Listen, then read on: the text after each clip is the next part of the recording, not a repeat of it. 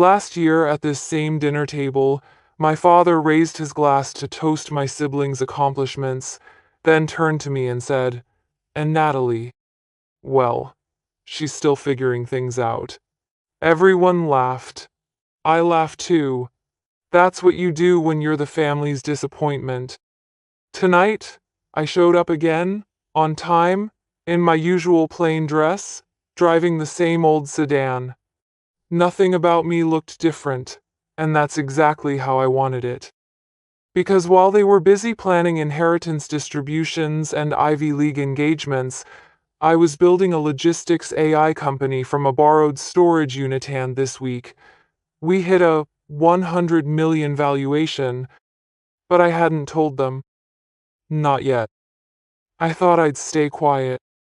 Until my assistant called me at the table and used one word none of them had ever associated with me before: CEO. Growing up in the Brooks household meant living under constant comparison. My older brother, Daniel, was a golden child from the moment he could spell Harvard. He won debate championships in middle school, interned for senators by 16, and graduated magna cum laude from Yale before heading straight to Georgetown Law. My parents adored him. He spoke their language: law, legacy, power. Then came Emily, the perfect political daughter, charming, calculating, photogenic. She studied international relations at Brown and now works as a communications director for a rising congresswoman. Mom says Emily's voice was born for press conferences. I think it was trained for them. And then there was me, Natalie, the one who used to take apart the family toaster just to see how it worked. The one who built her first inventory tracking app during a high school summer job at a flower shop. I wasn't rebellious, just uninterested in the script everyone else seemed to follow. My parents didn't understand me, and after a while, they stopped trying. They tolerated my interest in logistics, the way people tolerate a neighbor's ugly dog, silently judging, occasionally polite, and always secretly wishing it would go away. When I told them I'd chosen Carnegie Mellon for undergrad, they blinked in confusion. "That's a science school, isn't it?" my mother asked, as if I'd announced I was going to circus camp. At family events, I was introduced as Natalie. She's in, tech, I think? No one asked what I actually did. No one wanted to know, but that's not the part that hurt. What hurt was knowing that no matter how hard I worked or how far I went, I would never be celebrated in the Brooks household the way Daniel or Emily were. Their paths were paved with polished expectations. Mine was a gravel road I had to map myself. Even now, walking into the family's estate in coastal Maine for our annual holiday gathering, I felt it again, that quiet, familiar weight pressing on my chest. The ancestral paintings, the marble floors, the way everyone greeted each other like a campaign event.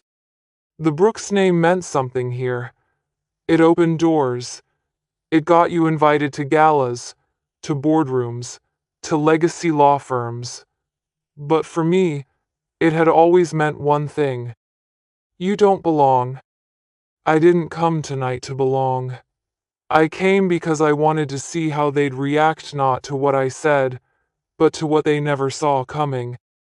And maybe, just maybe, I came for that girl inside me who once believed she'd have to earn their love with a perfect resume. She's gone now. But I thought she deserved to witness what happens when the family underdog builds her own throne. The first time I truly understood how alone I was in this family wasn't at a dinner table. It was at my MIT graduation. I stood in a sea of black caps and smiling families, clutching a diploma I'd fought like hell to earn, double major in systems engineering and applied analytics, 4 GPA, published thesis on predictive logistics modeling. My name was called, The auditorium clapped, and when I looked up to the balcony where families were waving and cheering, my row was empty. Daniel had an overseas political summit. Emily was helping with a Senate fundraiser. My parents? They were in Martha's Vineyard for a gala hosted by one of Dad's old law partners. "We're so proud of you, sweetheart," Mom had texted that morning, followed by a photo of her dress.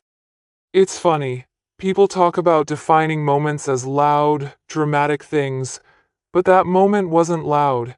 It was silent.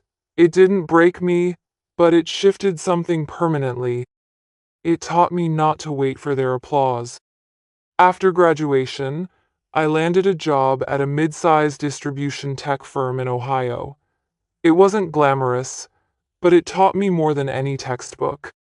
I watched warehouses fall apart because no one understood how to route delivery trucks during snowstorms. I watched hospital equipment arrive 2 days late because a GPS system didn't account for construction delays. I started keeping a notebook, ideas, frustrations, algorithms I wanted to try. No one in my family ever asked what I was working on. At Thanksgiving, Dad asked if I'd figured out what I wanted to be yet. Emily suggested I consider public policy. "You'd be great at logistics for political campaigns." I laughed and said I preferred real-world chaos over political theater. They laughed too, but not in a good way. By then, I'd already written the first lines of code for a prototype I was calling Swift Routea machine learning system, designed to predict last-mile delivery disruptions based on real-time data inputs like weather, local traffic, and historical route inefficiencies. It wasn't flashy, but it was smart, and it worked. At night I coded. On weekends, I tested it by volunteering with a local food bank's delivery program, optimizing their drop-off routes so meals reached seniors on time. No one paid me for it, but something inside me clicked.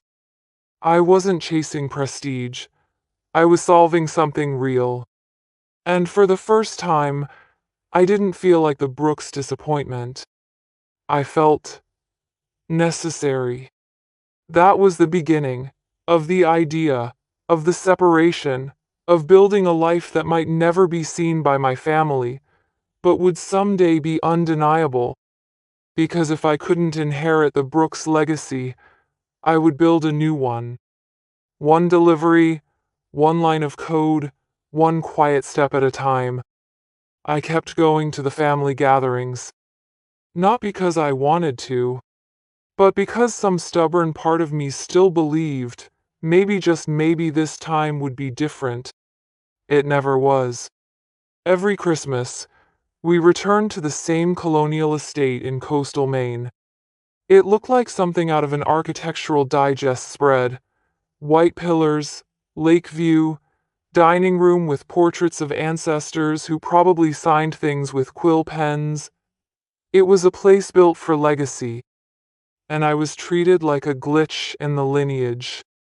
At dinner, Daniel would hold court, regaling everyone with political gossip and his latest podcast appearance. Emily updated us on her boss's rising poll numbers, how she'd rewritten a campaign speech 2 minutes before airtime and saved the candidate's image. My parents beamed like proud patrons of the American elite. Then the spotlight would inevitably turn to me. "So, Natalie," Uncle Richard once asked, swirling his wine, "you still deliver things?" That year, I had just secured our first enterprise contract with a national medical supply chain. But I simply smiled and nodded. "Yep, still delivering." Mom chimed in. "She's very hands-on, you know, boots on the ground. It's noble." Noble. As if I'd joined the Peace Corps instead of co-developing a routing engine that reduced delivery failures by 32%. I didn't correct them. Not anymore. What was the point? Every time I tried to explain what SwiftRoute did, Someone changed the subject, or worse, gave me that blank, polite nod that said, "We stopped listening 2 seconds in."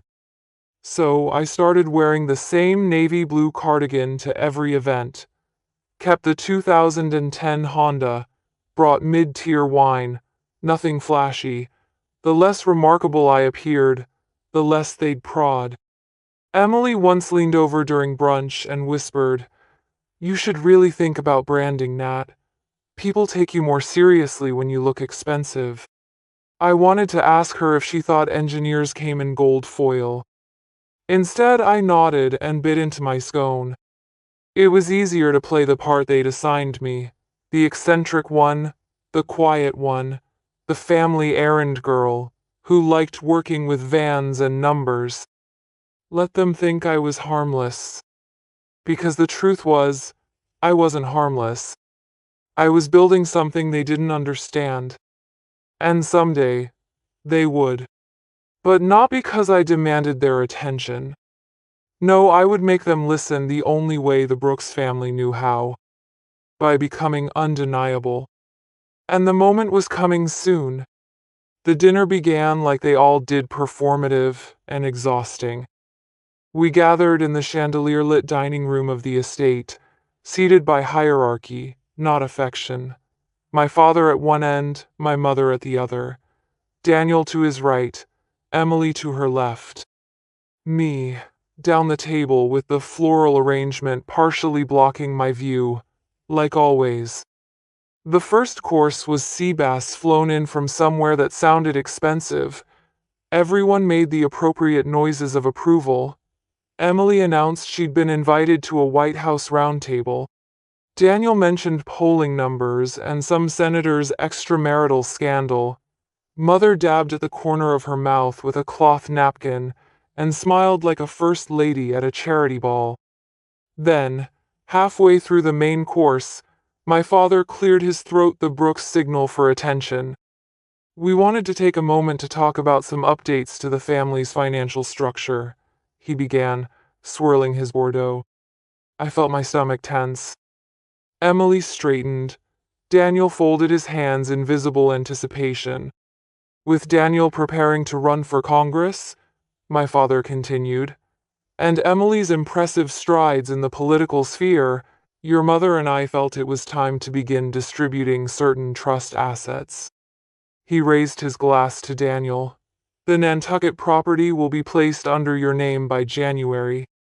Then turned to Emily. Your education fund has been converted into a long-term asset portfolio.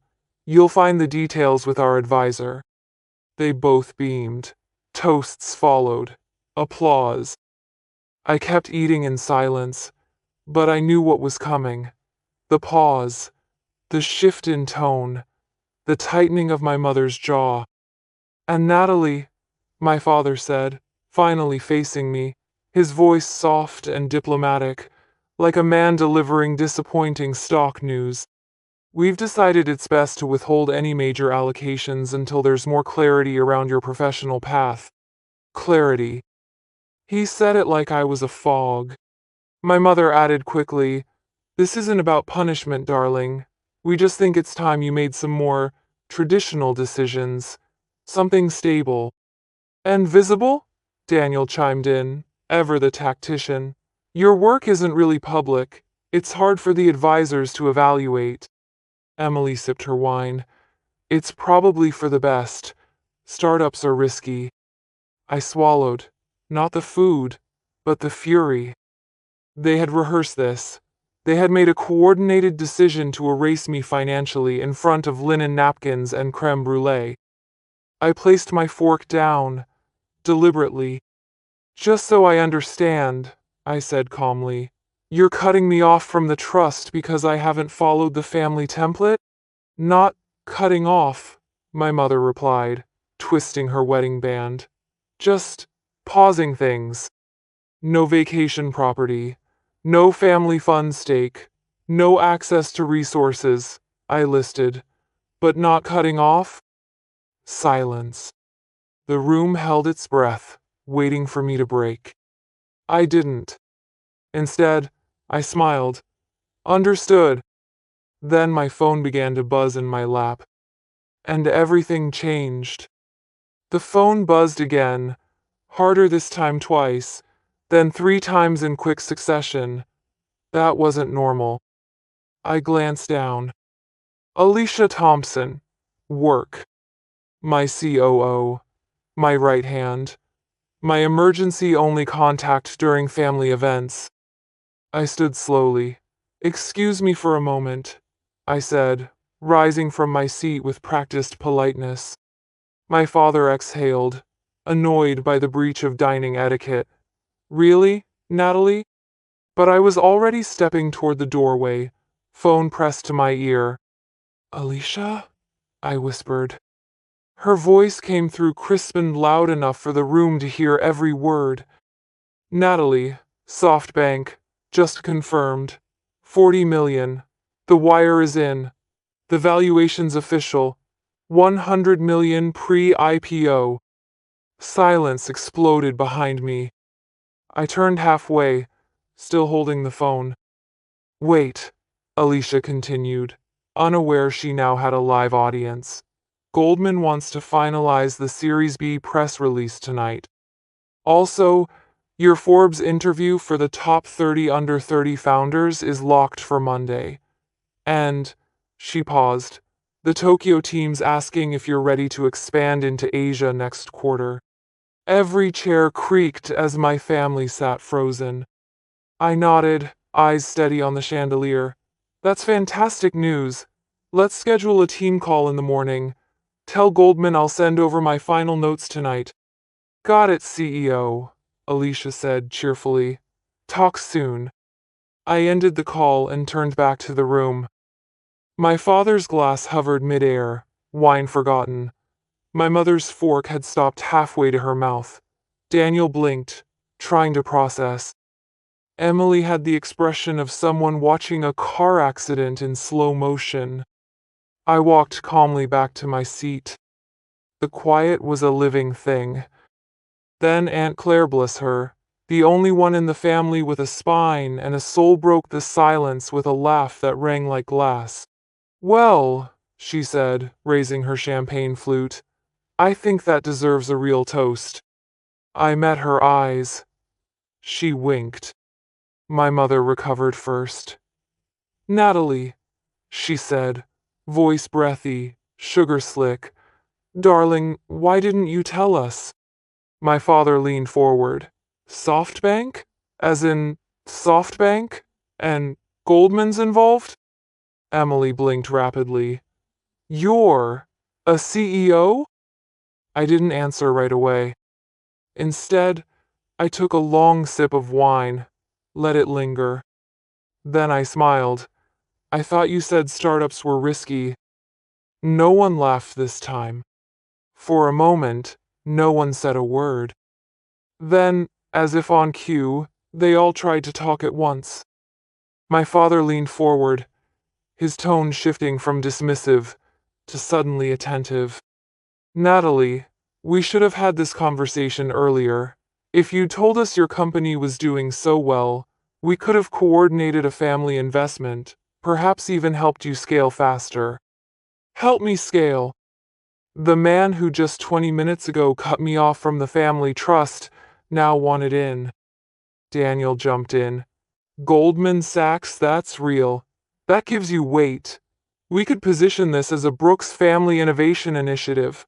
I have donors who'd love a tech-forward story to attach to. Emily wasn't far behind. We're organizing a healthcare reform panel next month. Brian, me boss, would love to feature you. We could brand your work as part of the campaign's forward-looking agenda. It's perfect. Perfect. For them. Not for me. My mother, always the strategist, placed a hand lightly over mine. Sweetheart, I know we've been cautious, but you have to understand we were worried about you. Startups fail. We didn't want you to get hurt. I looked at her hand. Perfect nails. Wedding ring gleaming.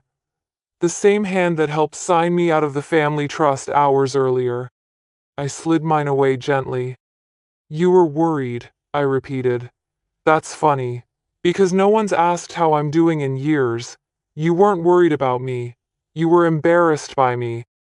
Their faces tightened. I didn't raise my voice. I didn't have to. You've spent a decade minimizing everything I do. You laughed when I said I was building software. You called it a hobby. You told people I was between jobs even when I was leading a logistics transformation pilot across 10 states. Daniel cleared his throat. Come on, Nat. You know we were just teasing. No, I said calmly. You were diminishing me, because it made you feel more comfortable. They shifted in their chairs. And now that you know there's money involved suddenly, I'm not embarrassing anymore. Now I'm a strategic asset. Emily looked genuinely hurt. That's not fair. We've always believed in you. Really? I raised an eyebrow. Name my company. Silence. I gave them a moment. No one spoke. It's SwiftRoute, I said. We optimize last-mile delivery for medical supply chains using AI predictive modeling. We currently operate in 27 states, with 213 distribution partners and a 96% fulfillment success rate. My father blinked. That's impressive. Yes, I said. It is. He straightened, slipping back into boardroom mode. Well then, we should revisit your position in the trust. Clearly the situation has evolved. No, I replied, voice sharp as a scalpel. Nothing's evolved in the last 20 minutes except your perception of me. You're overreacting, my mother said softly. No, I'm responding. There's a difference. Daniel opened his mouth again, but I held up a hand. Let me be clear. I'm not looking for a family stake, or board seats, or political co-branding. SwiftRoute is fully funded. Our board is full. Our investors believe in our vision because they saw it before it was valuable. Emily's lips tightened. So what now, we're not part of your success story? I looked at her, then at the table, at the crystal, the silverware, the people who had never once made room for me until the room was full of money. You're not part of this story, I said, because you didn't want to be when it actually mattered. Then I stood. I have a team call in the morning. Real stakeholders. Real believers. So if you'll excuse me. Wait, my father said, rising halfway from his chair. We should talk this through. We did, I said, walking toward the door. Over Seabase and betrayal.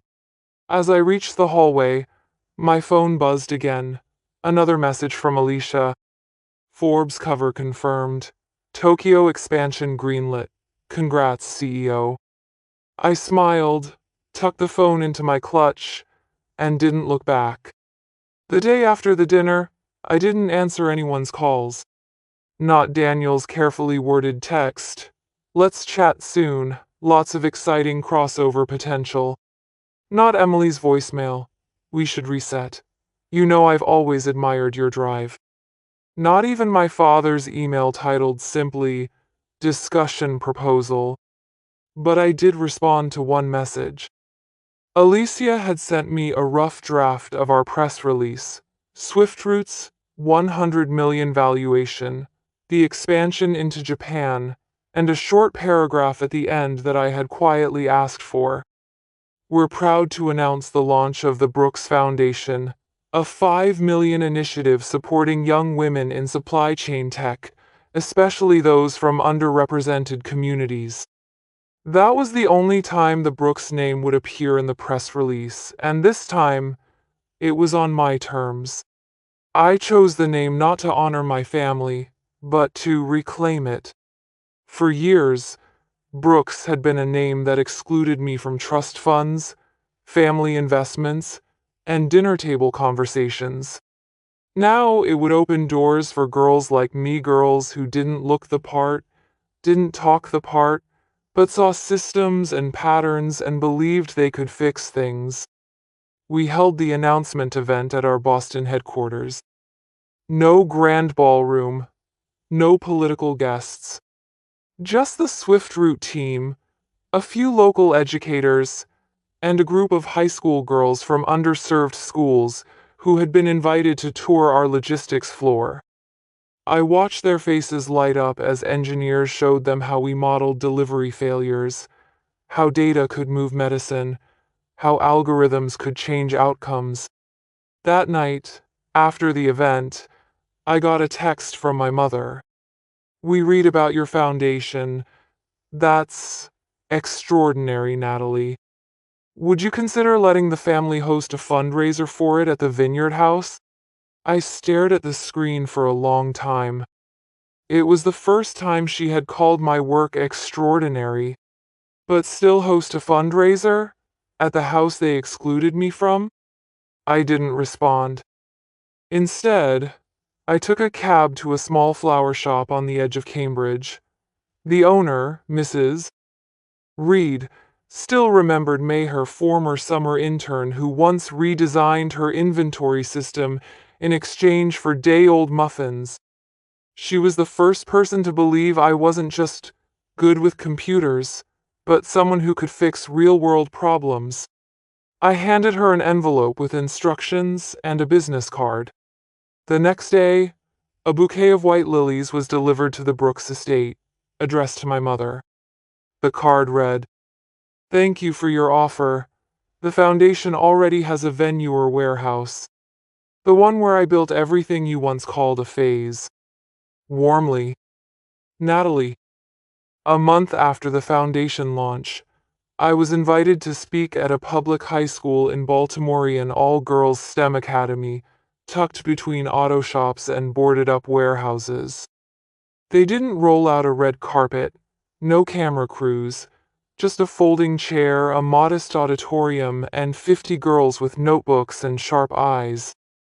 I told them about Swift Route, about the years I coded in a garage while delivering pizza to pay for server space. I told them about logistics failures that delayed insulin shipments, and how fixing those failures meant saving real lives. Not building apps for social validation, but building systems that move the world. Afterward, during the Q&A, a girl in the second row raised her hand. She couldn't have been older than 15. She had braids, chipped nail polish, and a determined stare that reminded me too much of my younger self. "My parents think logistics is for truck drivers," she said. "They want me to be a doctor, or a lawyer, something serious. Did your family support you?" I hesitated. The truth hung like dust in the stage light. "No," I said finally. "They didn't. Not at first. Not when it mattered."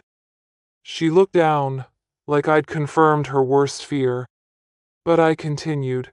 "What I learned is, sometimes the people closest to us can't see us, not because we're invisible, but because they only recognize reflections of themselves." The auditorium went still. "You don't have to fight them," I added. "You just have to build something they can't deny, something so real, so yours, that their understanding becomes irrelevant." She nodded, slowly, and I knew she got it. Afterward, a teacher gave me a gift, a mug that read, "Shipping Confidence Since 2023. I laughed harder than I had in weeks. That night, back in my loft, I stood by the window and looked out over Boston Harbor. My phone buzzed again. A missed call from Daniel. A voicemail from my mother. "We were thinking about a holiday gathering. Would love to see you. No pressure, of course." Emily had texted, "Brian's campaign would still love your support. Even just a quote for our healthcare platform." I didn't reply. Instead, I opened an envelope on my kitchen counter. Inside were hand-drawn thank you cards from the students in Baltimore. One simply said, "Thank you for proving that a girl like me can run the whole system." I tucked it into my desk drawer, right next to the trust fund letter that said I was being excluded. One piece of paper erased me. The other reminded me that I exist in ways that matter far more. A few days later, I hosted a quiet dinner for my team at the warehouse office where it all began. No press, no gala, just the people who believed from the start. As everyone left, Alicia handed me one last delivery. A bouquet of peonies. No card, just a look between us, and understanding. I placed them by the window, next to a photo of that warehouse in its earliest days. Concrete floor, cardboard desks, no heat, no furniture. Just vision. That's what I built. Not a company, a legacy. Mine.